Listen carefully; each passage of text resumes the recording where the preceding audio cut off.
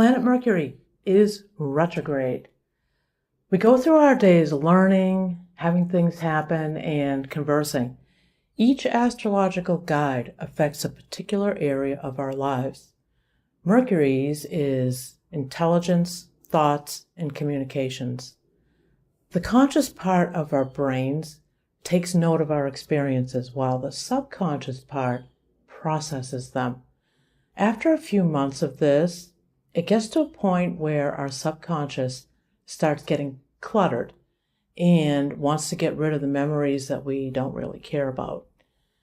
Throughout our lives, our minds are synced to the rhythm of Mercury retrograde, which happens consistently several times per year for about 3.5 weeks. During that time, our thoughts go back to what we've learned or experienced while it was direct. We organize our minds. It's like cleaning out a closet. We let go of memories that we don't need. And even though the more you put in a brain, the more it'll hold, we figuratively make a place to store the rest. We file stuff. Consequently, after the retrograde period is over, we can access those memories. It's a story to tell or information to be drawn upon.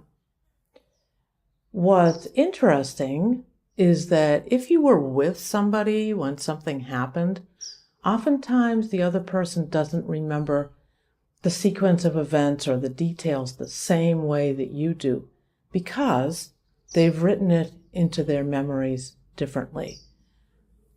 So, we need Mercury to go retrograde from time to time. It gives us room for new information and organized memories. However, it does have a foreboding reputation. During Mercury's retrograde time, our subconscious minds are preoccupied with sorting out which thoughts we want to keep. This works out of sync with the conscious forward progression.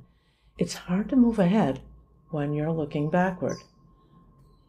Because of our propensity to overlook details during this time, it's better that we don't make any major life decisions or sign contracts because there may be flaws that we just didn't see. In our normal drive to push ahead, during retrograde Mercury, miscommunications are common. Since Mercury also rules machinery and technology, people sometimes have problems with their mechanical things. To describe what retrograde Mercury looks like in the sky, it's an optical illusion. The apparent backward movement is what we perceive from our perspective on Earth.